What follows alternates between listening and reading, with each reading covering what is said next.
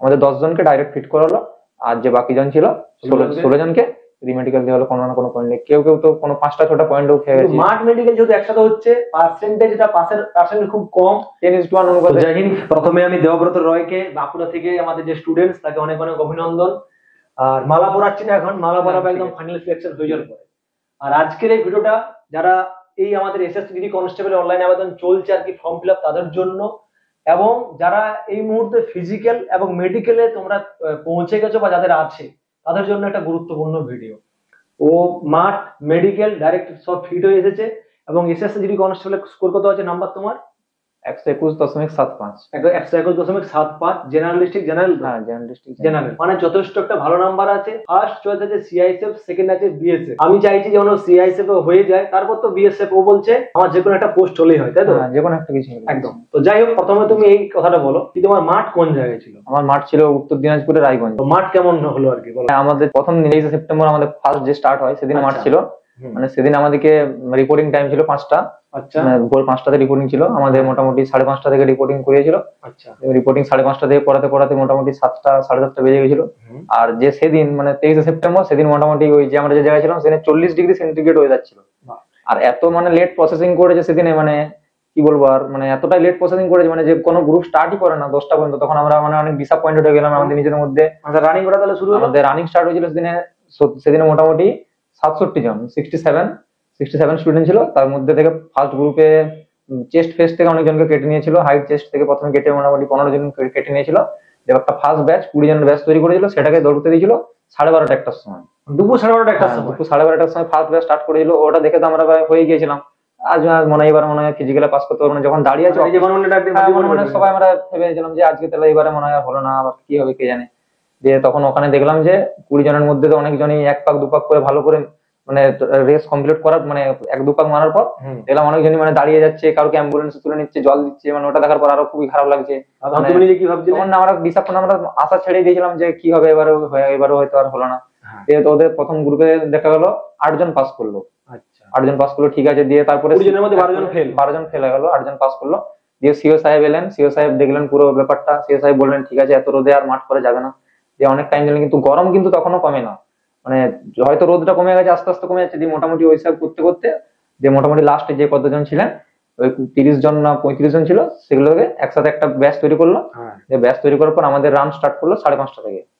5:30 তখন প্রায় সন্ধে হয়ে 5:30 মানে ভাবার বিষয়। মানে আমরা 5:30টার আগে লাইন দিয়েছি, সারাদিন না খেয়ে তারপরে ওই সন্ধে 5:30 মানে 12 ঘন্টা। আমার তো পুরো মানে আমি তো ভাবতে পারিনি আমি তো 5 কিলোমিটার কমপ্লিট করবো কি না করবো। আমি যে 1 রাউন্ড 2 রাউন্ড দেওয়ার পর আমি তো ছেড়ে দেবো। আমার পেটের মধ্যে সত্যিই বলছি আমার পেটের মধ্যে খুব ব্যথা করছিল তখন। যে রান করানোর জন্য ওখানে 1150-এর ট্র্যাক ছিল, আর 400 মিটার ওখান থেকে একটা মারিয়ে নিচ্ছিল একটা ট্র্যাক। যে ওখানে 400 ট্র্যাকে নিয়ে গেল, 400-তে যেটা 400 হবে সে দিয়ে 400 হওয়ার পর আবার 4 রাউন্ড কমপ্লিট হবে। 3টে করে টোকেন দিচ্ছিল, 3টে টোকেন। আর লাস্ট রাউন্ডে কোনো টোকেন দেয়নি, ডাইরেক্ট ঢুকে যাচ্ছিল। যে মোটামুটি রান স্টার্ট করলাম। রান স্টার্ট করে তো মোটামুটি 2 পাক প্রথমে ভালোই দিলাম। 3 নম্বর পাকে সত্যি খুবই কষ্ট হচ্ছিল, মানে তোর মানে বলার নয়। কিন্তু আমি এখানে যেভাবে প্র্যাকটিস করেছেন বাবলুদা থেকে শুরু করে, গৌরবদা থেকে শুরু করে, সিআরপিএফ স্যার থেকে শুরু করে, সত্যি অসাধারণ খুব সুন্দর প্র্যাকটিস করেছেন। এবং মনের মধ্যে জোর রেখে আমি কোনো রকম তিনটে চক্কর আমি যখন মেরেছি, যখন 4 নম্বর চক্করে আসি তখন মোটামুটি অনেকটা কনফিডেন্স চলে এসেছিল। এবং ওখানে ওয়াচ নিয়ে দৌড়তে দিচ্ছিল, সবচেয়ে যেটা সুবিধা, সবচেয়ে যেটা মানে ওখানে অ্যাডভান্টেজ। তোমাদেরকে স্পেশাল দিয়েছিল নাকি প্রত্যেককে? না, আমি প্রত্যেকের বাজে ওখানে ওয়াচ ছিল হাতে। যখন ওয়াচে দেখলাম যে আর 1150 মিটার বাকি, সেখানে প্রায় আমার সময় ছিল 6.5 মিনিট থেকে 7 মিনিটের কাছাকাছি। আমি প্রায় কষ্ট হচ্ছিল কিন্তু আমি কিন্তু ছাড়িনি। কারণ এখানে বাবলুদার যা কঠিন প্র্যাকটিস, সিআরপিএফ স্যারের যা কঠিন প্র্যাকটিস, সেই প্র্যাকটিসের কাছে তো ওটা কিছুই না। হয়তো সেদিনে খাবার কিন্তু ব্যথা করছিল, কিন্তু এখানে প্র্যাকটিস সত্যি খুবই কাজে দিয়েছে। ওখানে ওনারা যদি এভাবে প্র্যাকটিস না করে দেন, ওখানে হয়তো 3 পাকের পর আমাকে হয়তো ছেড়ে দিত। তো আমার হয়তো এত নাম্বার দিয়েও আমার স্বপ্ন নষ্ট হয়ে যেত, সত্যি কথা বলতে কি। প্র্যাকটিসটা ওকে তো হার্ড করানো হয়েছিল, এবং তার চেয়েও যেটা বড় জিনিস, যেই জায়গাতে একটা গ্রুপ রানিং হয় একটা কনফিডেন্স পায়, আর সেই কনফিডেন্সটা ওখানে গিয়ে কাজ হয়েছে। মানে অবশ্যই কাজ। এখানে যে 100 জনের সাথে রান করা, 100 জনের পিছনে পড়ে গেলে কিভাবে আগিয়ে যেতে হয়, কিভাবে পিছনে একা রান করে অনেকে রাউন্ড প্র্যাকটিস করে, কিন্তু একটা গ্রুপের সাথে রান করে এই যে তুমি গ্রুপ করেছিলে বলে হয়তো একটা জার্নি, প্লাস রাত্রে ঠিকঠাক করে ঘুম নেই, খাওয়া দাওয়া নেই, প্লাস 12 ঘন্টা স্ট্যান্ড বাই জায়গায় বসে ওই রোদ 40 ডিগ্রি সেন্টিগ্রেড। এবার আর ওই অবস্থাতে না খাওয়া দাওয়া না কিছু, এমনিতে ওই অবস্থাতে ইউরিন মানুষের হলুদ হয়ে যাবে।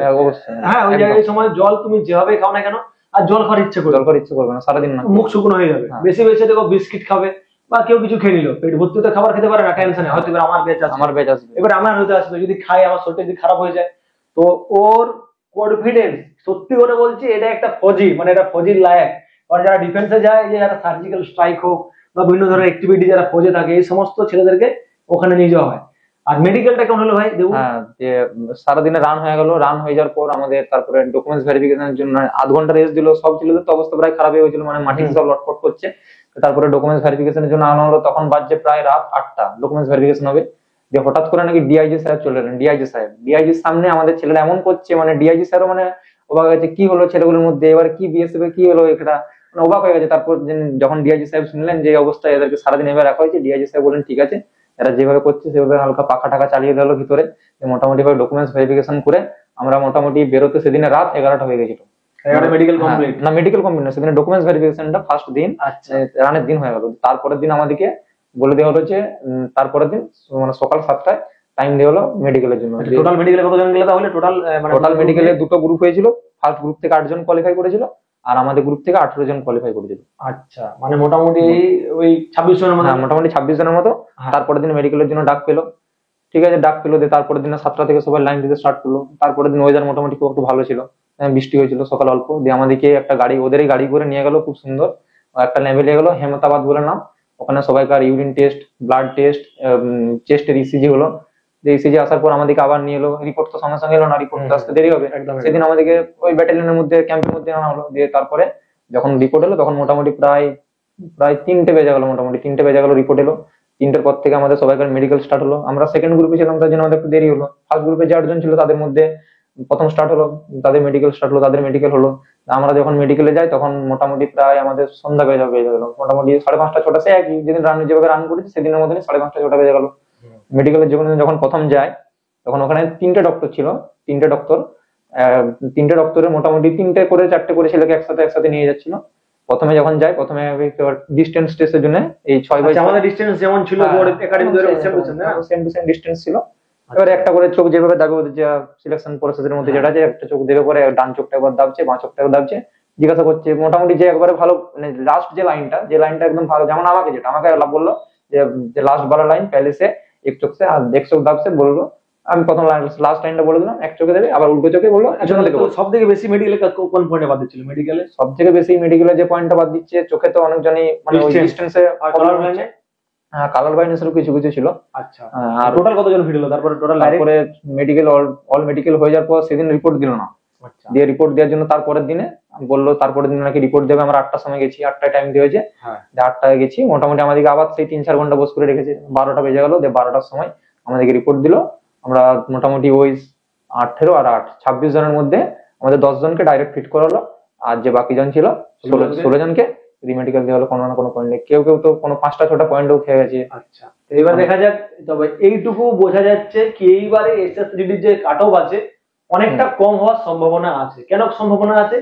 কারণ এইবার মাঠ এবং মেডিকেল একসাথে হচ্ছে, আর এ নিজে গিয়ে মাঠ মেডিকেল করে এসেছে, এবং আমাদের টোটাল 100-র উপরে স্টুডেন্টস আছে যারা পাস করে আছে। আর প্রত্যেকদিন আমাদের ছেলেদের গ্রাউন্ড হচ্ছে, মাঠ হচ্ছে। আমাদের পাশে একটা বন্ধুরই তো ছিল, তারপরের দিনই ছিল। হ্যাঁ, ও ফিট হয়ে আছে। হ্যাঁ, তো মোটামুটি আপডেট আসছে, এবং সেই আপডেট থেকে এটুকু বোঝা যাচ্ছে কি এইবার যদি কারো 6-7ও বেশি আছে, মানে একটা সুযোগ, ভালো সুযোগ আছে, ভালো সুযোগ আগের থেকে একটা ভালো বেটার জায়গা।